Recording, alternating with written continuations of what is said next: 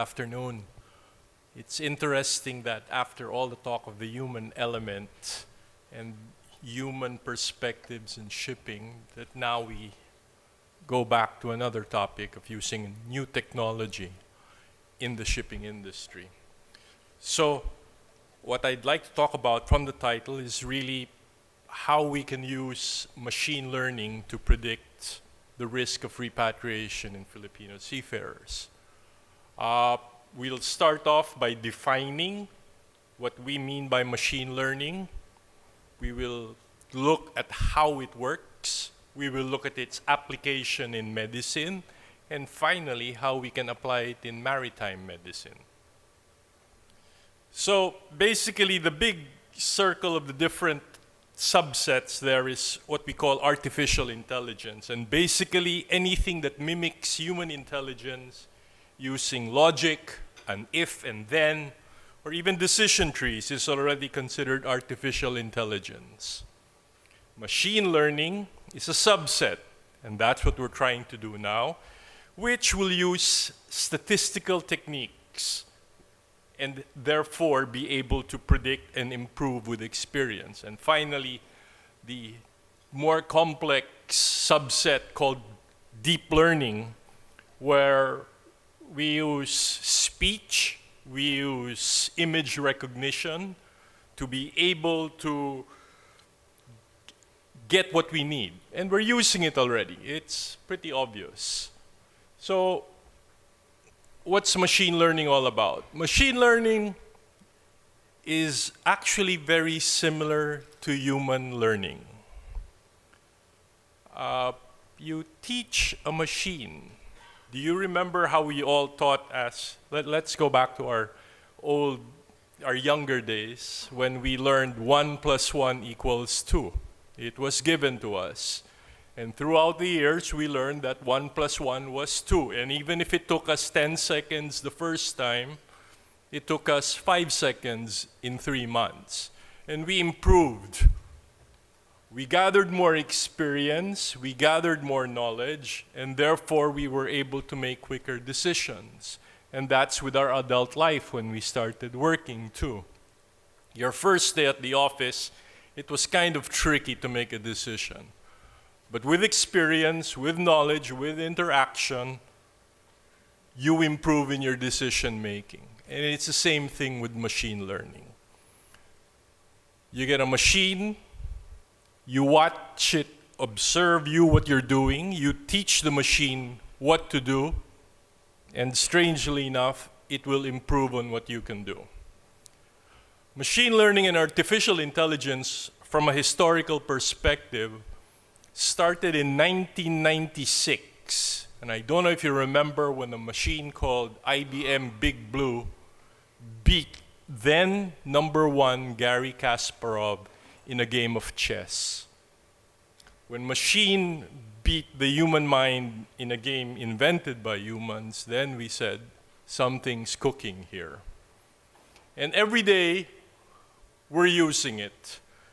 You have your cell phones predicting the text that you want to write, albeit it makes mistakes, I'm sure. It types the wrong thing that you wanted to say, but it can predict what you want to say. Your email box filters already the emails that should be put on this one, on that one, with keywords. Spotify can already predict what kind of music you want to listen to. Netflix will recommend movies that you have to watch based on what you have been watching. So the whole world is learning. It's all about data. So, in medicine, what is the role of machine learning? The simplest and the most effective role of artificial learning nowadays is digital radiology. Digital imaging is just an X-ray. It's a picture. So it's ones and zeros. And programmers have already been able to use artificial intelligence in looking at X-rays. And it's scoring very well. And even beating human counterparts in terms of speed and accuracy. So the the computers are actually better at looking at X-rays. A CT scan, human expert radiology would take about 20 minutes to actually make a report, while the machine would take 2 minutes. A landmark study done last year with the help of the branch of Google Health looked at the records of 216,000 inpatients, patients who stayed in the hospital for more than 24 hours. And with this data, they got easily about 46 billion data points, different from age, sex, the time they were admitted, the medicines they were taking, the past history, the different diagnostic tests done. And after evaluating this data, they can say with 90% confidence who is going to die. With 80% confidence, they can predict who is going to stay a long time. And with 70% probability, they can predict who is going to come back with the same disease after 2 weeks. This is very useful data for analysis, for insurance, for quality of care. So there is a role of artificial intelligence and machine learning in medicine. How do we now apply it in maritime medicine? In the Philippines, we have an abundance of data, medical data. With all the seafarers that we put through, we wanted to see if we could, using pre-employment data, predict the risk of repatriation. So here's the basis. Imagine you have a giant spreadsheet with all the data, different columns from the age, the history, the height, the weight, the blood pressure, the blood type. And of these hundreds and thousands of data points, you can know and identify who were repatriated. Now, the question was there anything significant from the data or the pre-employment data of those who were repatriated that made them a higher risk? Normally, it would take 3 geniuses, about 2 generations, to really look at each and every factor and look at the correlation to see if there was anything. And that's what machine learning does. It looks for hidden patterns and underlying parameters and different relationships to be able to see if there is anything significant. And that's what we set on our quest several years ago.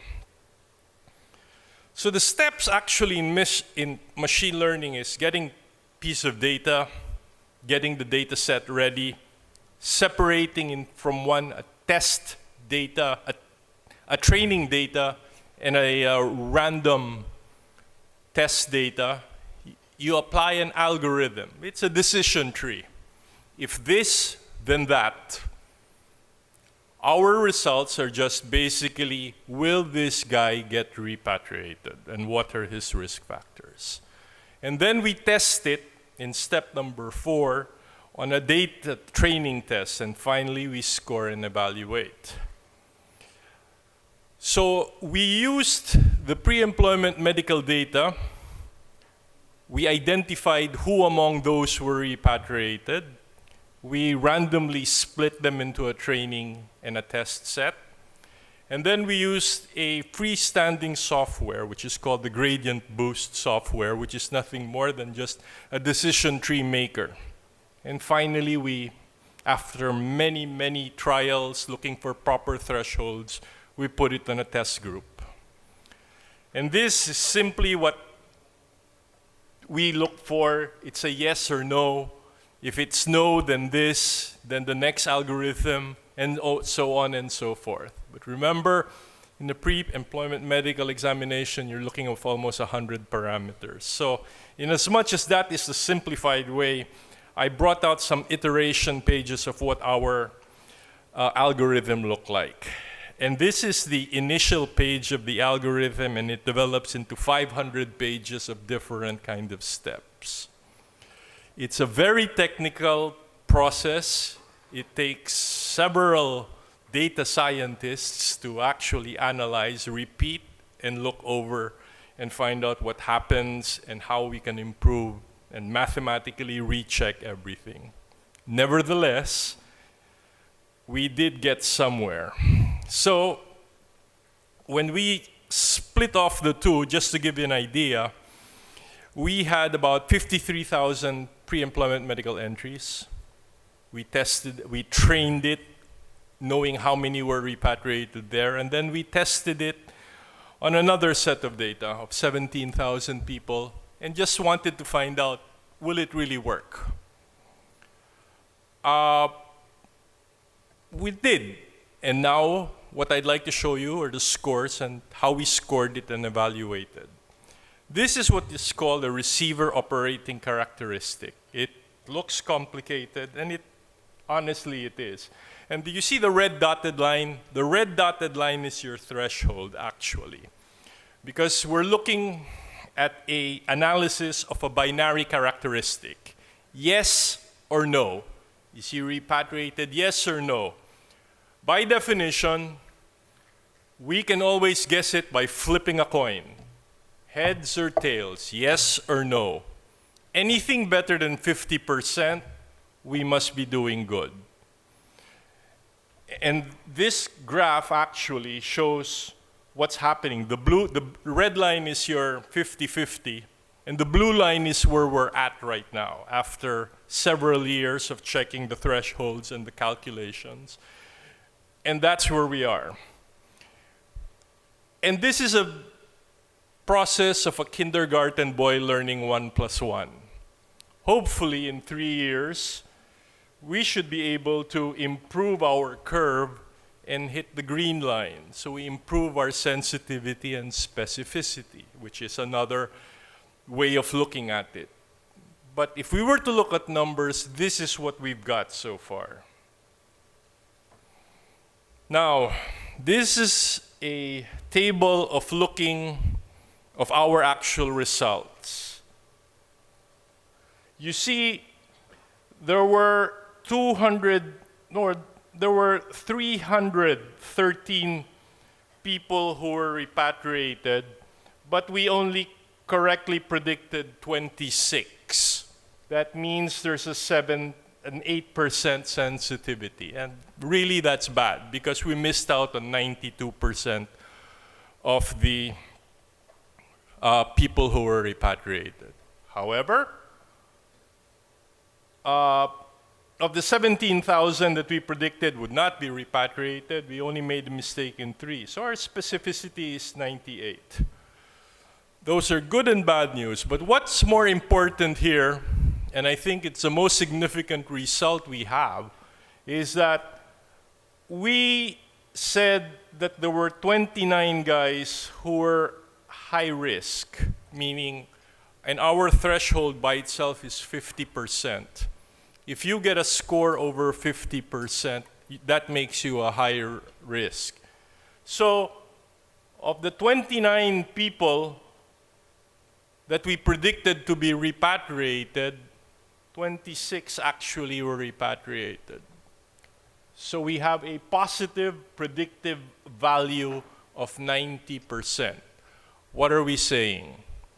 If you enter in that high risk level from the way we do our algorithms and our characteristics, you have a 90% probability, or should I say, we feel that we are 90% correct. And that is a pretty high level of confidence. So, do we have a crystal ball?